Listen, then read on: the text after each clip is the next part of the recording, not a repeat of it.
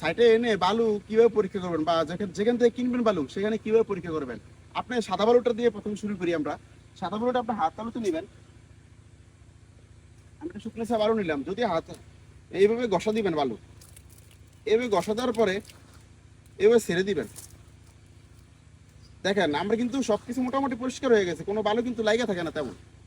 তাহলে বালুটা কিন্তু ভালো। যদি বালুতে কাদা এবং মাটির মানে কাদা এবং পলি মাটি যদি বেশি থাকতো তাহলে কিন্তু বালুটা কিন্তু হাতে লেগে থাকতো। তো উনি বালুটা কিনা মানে বালুটা কিন্তু অনেক ভালো।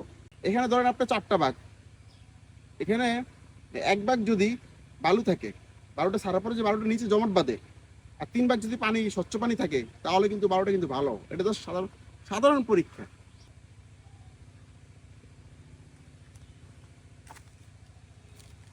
দেখেন আমি 1 মুঠ বালু নিছি, পানিটা কিন্তু তেমন স্বচ্ছ না। পানিটা কিন্তু হ্যাঁ 1 ভাগ বালু হয়েছে, কিন্তু পানিটা কিন্তু তেমন স্বচ্ছ পরিষ্কার নেই। এই পানির ভিতরে কিন্তু কি হালকা হালকা বালু আছে।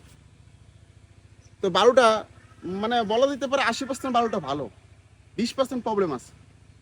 তো এই পানিটা স্বচ্ছ হতে হবে, ঠিক আছে? পানির ভিতরে কোনো বালু থাকতে পারবে না, কিন্তু হালকা হালকা বালু আছে।